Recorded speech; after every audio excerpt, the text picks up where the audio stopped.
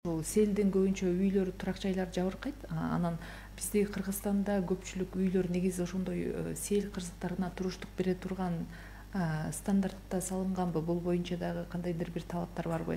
Көпчүлүк үйлөрдүн жана ичине кирип, анан жаракка кетип, ар түрдүү жаңы салынган эле үйлөр жараксыз абалга келип калат. Бул боюнча дагы негизги талаптар коюлганбы? Мисалы үчүн өзгөчө кооптуу аймакта жашаган үйлөр кандай курулуш керек? Селге туруштук бериш үчүн. Эми азыр мына селге туруштук бере турган үй жок да. Мисалы үчүн стандарт норматив менен курган убакта деле селге туруштук бере албайт. Самый главный бул жерде негизинен ошо селдин жолуна үй курбаш керек. Основнойчу. Көбүнчө мына биз региондордо кызып барып калабыз. Ошондо көп эле баягы сел каптап кеткен үйлөрдүн негизги себеби именно сел келген, селдин нугуна үйдү салып коюшкан да. Ушул причинасы. Анан беркинде норматив менен курган убакта эле селдин жолуна салып койгон менен ал барыбыр талкалап кетет. Селдин эмеси чоң да, көп чоң массада түшөт да селчи.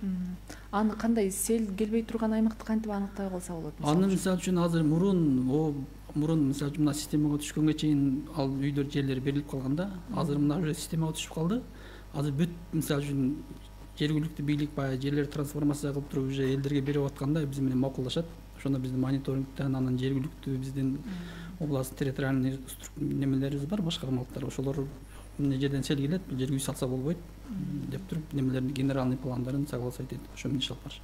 Кооптуу деген аймактарда мен кошумчалап кете турган болсом, ошо кооптуу деген аймактардын баардыгы ушу биздин жанагы Божомолдоо китебинде аныкталып, ошо бул жерде көрсөтүлгөн. Ушу жергиликтүү бийлик дагы ушу калктуу конуштарды кеңейтүү боюнча же болбосо дагы жаңы конуштарды салууда ушу биздин маалыматка таянып туруп анан кийин иш чараларын көрүш керек да. Ошо антпесе ушу Кубаныч мырза айткандай ушу көп учурда ушу селдин нугуна салынып калган калктуу конуштар бар же болбосо калктуу конушту салууда ошо кооптуу коргоочу атайын иш чаралар көрүлгөн эмес. Мисалы сел коргоочу дамбалар, сел өткөрүүчү каналдар салынган эмес. Ошол иш чаралар көрүлбөй туруп ушундай үйлөрдү салуу же болбосо инфраструктураны салуу мындай бир иш аракеттер көрүлүп кетет да. Мындайча айтканда ушундай